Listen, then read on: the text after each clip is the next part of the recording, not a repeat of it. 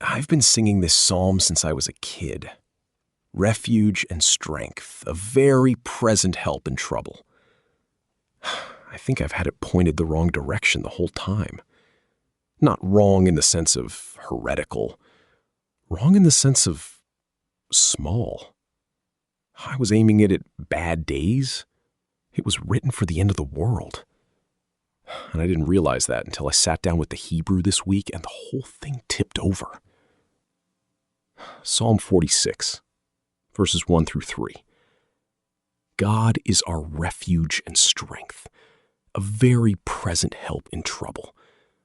Therefore we will not fear, though the earth change, though the mountains slip into the heart of the sea, though its waters roar and foam, though the mountains quake at its swelling. It's a psalm most people know from greeting cards and funeral programs. That's not a knock. It earns its way into both of those. But the setting it was born in is nothing like a greeting card. Best read of the evidence puts this psalm at around 701 BC in Jerusalem at the end of a siege. The Assyrian army under Sennacherib had leveled every fortified city in Judah. Lachish was gone. The Rabshakeh, Assyria's envoy, was standing outside Jerusalem's walls shouting surrender terms in Hebrew, loud enough that the soldiers on the parapet could hear him do it. Psychological warfare.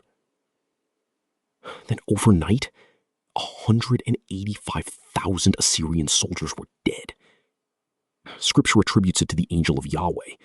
Historians have theories. The point is, the city woke up and the camp outside was a graveyard. This psalm is what they sang afterward. Not as a celebration of the miracle, as a liturgy. A psalm the Levites put on the shelf for the next siege, the next time the world came apart. Okay, follow me for a second, because the English is doing something sneaky with verse 1. God is our refuge and strength, a very present help in trouble. 3 things in English: refuge, strength, help. In the Hebrew, 3 totally different words, each carrying its own military weight. And the English flattens them into near-synonyms. The first word is machaseh. A machaseh is a physical cover, a rock overhang, a covered position, the place you duck behind when arrows are incoming. Isaiah uses the same word paired with shade from the heat and shelter from the storm. And the word is not promising the storm stops. A machaseh is a position you get into while the storm keeps going. The petition is not remove the danger, it is position me where the danger cannot land. The second word is Oz. And Oz is not a soft word. Oz is Samson's hair. Oz is the arm of Yahweh ripping through the Red Sea in Exodus 15. Oz is offensive military force, which means the God of verse 1 is not only your cover, he is also your capacity to push back. The same clause that hides you also arms you. And the third word, Ezra. Same Hebrew root as Ebenezer, stone of help. Same root as the name Ezra. Ezra is not moral support. Ezra is the rescue that actually shows up and does something. Intervention, not sympathy. Which means what verse 1 is really saying, in its own language, is God is the position. God is the weapon. God is the one who arrives.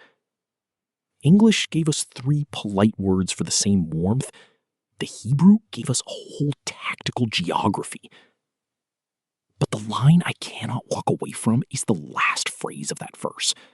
Nimtsa me'od betzarot. Literally densely found in the tight places. Tzarot comes from a root that means to bind, to press, to narrow. The plural is almost clinical. Compressions. Places where you cannot move. And me'od is an intensifier. Exceedingly, emphatically, densely. It is modifying nimtsa, found. The Hebrew is making a claim English barely touches. It is not saying God is with you in trouble, the way someone sits near you in a hospital waiting room.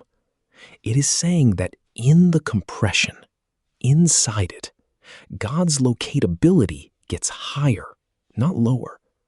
The squeeze is not where God gets harder to find. The squeeze is the address. I had to sit with that.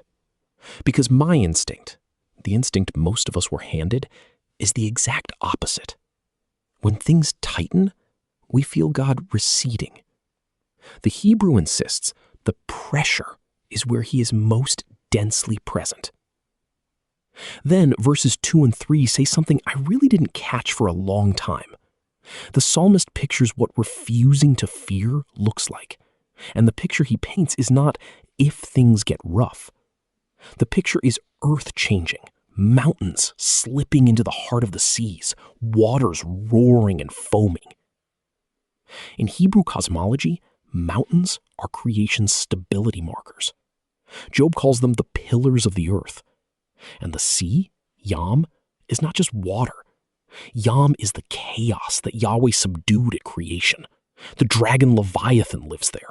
Genesis 1, verse 2. When the psalmist pictures mountains slipping into the sea, he is picturing the stabilizers getting swallowed by the chaos they were installed to suppress. That is creation unmaking itself, not bad weather, decreation. And the psalm's response to creation unmaking itself is, we will not fear. The posture being rehearsed is confidence in the exact scenario you would expect confidence to be impossible. That is what makes this psalm a siege hymn and not a Hallmark card. It is built to carry a civilizational ending. So let me back up a second, because this is where I had to stop and rethink what I thought this psalm was doing. For most of my life, I treated this passage as a reassurance that God would keep things basically okay. Keep the walls up, keep the marriage together, keep the diagnosis clean. And the text is doing the opposite. The text is training the singer to sing with full confidence while assuming the walls do not hold. The refuge is not the preserved life. The refuge is God inside the unpreserved one. That is a different kind of promise than I was raised on. And I am not sure I wanted it until I looked at what the other version actually costs. Someone I know, not closely, more of an acquaintance, has been caring for a parent with dementia going on 4 years now. 4 years. Most of the people in their life have stopped asking how it's going because they do not know what to do with an answer that has no end date. And the thing this person told a mutual friend months ago, and it has not left me, was that they stopped praying for their mother to get better about 2 years in. Not because they gave up, because the prayer was making the presence of God contingent on the recovery.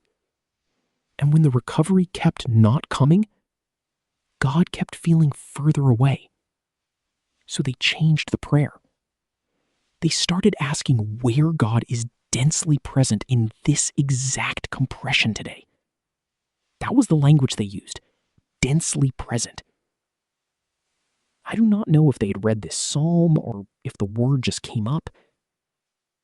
What they described after that was not that the caregiving got easier. It did not.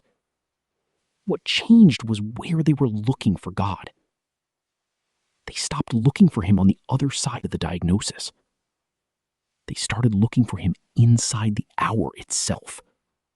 Inside the bath, the meal, the walk down the hallway. The third time of answering the same question with the same patience. That is Ezra Bitserot, nimtsa meod, in a language the psalmist would recognize. And then a completely different scene. Different person, different register, same relocation. Late January.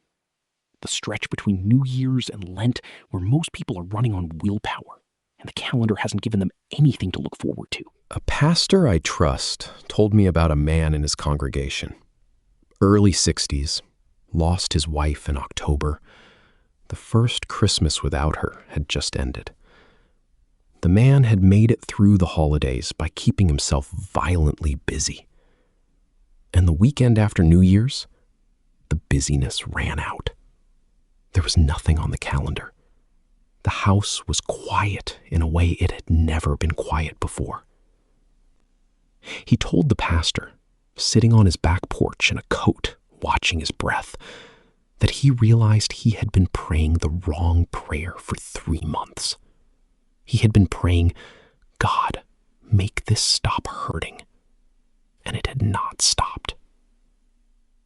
That afternoon, on the porch, he changed one word. He prayed, "God, be found here." And he said the hurt did not move, but something about the coordinates changed. Nimtsa mayod, emphatically located in the compression. The psalm does not promise the compression will lift. It promises the compression is the address. There is a thing I want to flag here, because I do not want to clean up what the text refuses to clean up. Psalm 46 does not tell you whether Jerusalem's walls will hold the next time. It does not promise the caregiving ends, or the grief lifts, or the diagnosis reverses. It promises presence, not preservation. Those are not the same thing. The tension the psalm holds open is that the same God who was densely found in the siege of 701 also allowed every other fortified city in Judah to fall before Jerusalem was spared. The ezrah is not uniform. Some people get the rescue. Some get the rescue in a form they did not want. The psalm does not resolve that. It does not explain why one city stands and another burns. It just insists that wherever the compression lands, nimtsa mayod is still true. I am not going to pretty that up.